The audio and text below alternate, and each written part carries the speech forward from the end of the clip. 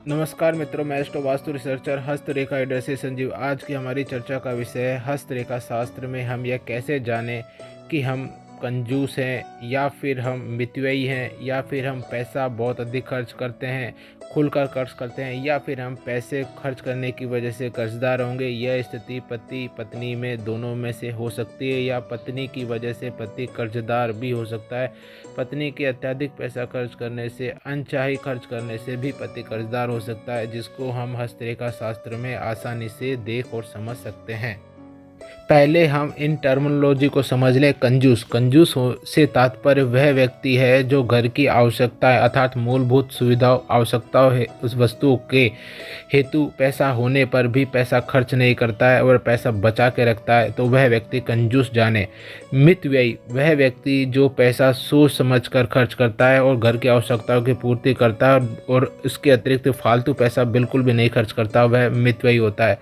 और तीसरा वह व्यक्ति जो पैसा उड़ाता है, जिसको आवश्यकता होती है उससे बहुत अधिक खर्च करता है, तो वह पैसा उड़ाने वाला व्यक्ति कहलाया जाता है।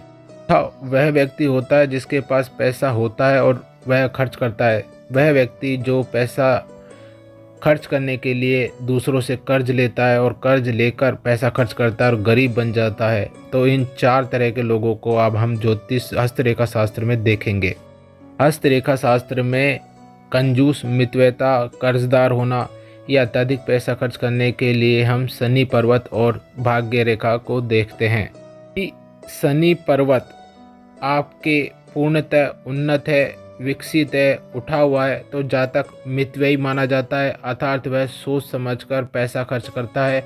वह आवश्यकताओं की पूर्ति जरूर करता है, लेकिन वह आवश्यकताओं से अधिक पैसा खर्च करने में तर्क और वितर्क करता है, और वहाँ पर सफल होने पर तर्क उसके संतुष्ट करने पर ही वह पैसा खर्च करता है। ऐसा जातक मितव्ययी कहलाता है, जो शनि पर्वत के पूर्ण विकसित और उन्नत होने की स्थिति में देखा जाता है।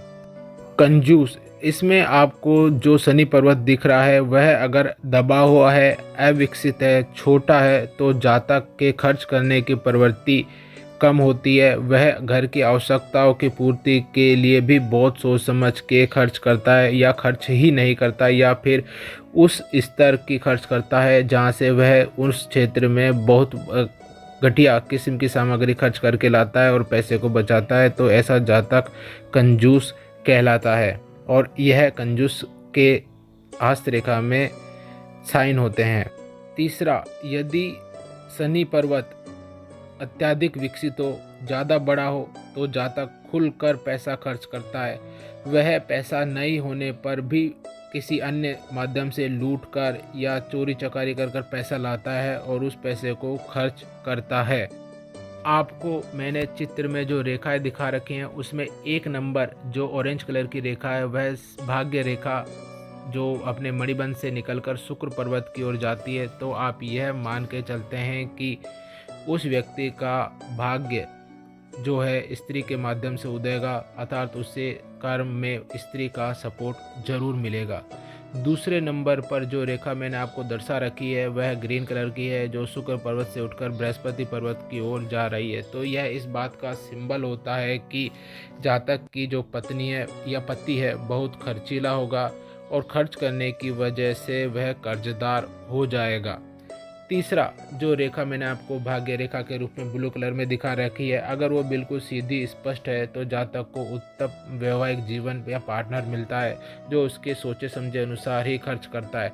लेकिन अगर वह कहीं पर मोटी और कहीं पर पतली है तो यह स्थान उसके ज़्यादा पैसे खर्च करने को या पैसे को नुकसान को दर्शाता है। अगर यहाँ पर आड़ी रेखाएँ हैं भाग्य रेखा में तो यह उसके उस समय होने वाले धन आने को या वैवाहिक जीवन की वजह से होने वाली धन आने को दर्शाती है। अगर उसके प्रारंभ में कहीं टेढ़ी रेखा है या मध्य में कहीं टेढ़ी रेखा है वह फिर सीधी हो रही है, तो यह मान के चलें कि उस समय धन के खर्च की विकट स्थिति को दर्शाती है, और उसके बाद वह पुनः धन की सामान्य स्थिति को दर्शाती है। तथा यह रेखा नॉर्मल, सामान्य, पतली, उन्नत है तो यह आपके धन के उत्तम स्थिति को दर्शाती है।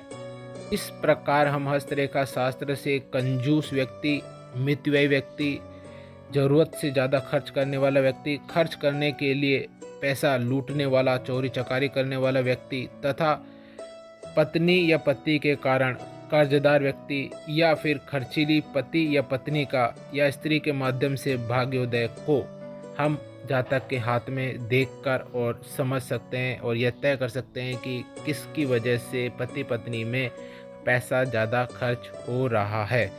आप हमारे वीडियो को देख रहे हैं, इसके लिए आपको धन्यवाद। परमात्मा आप पर कृपा करे।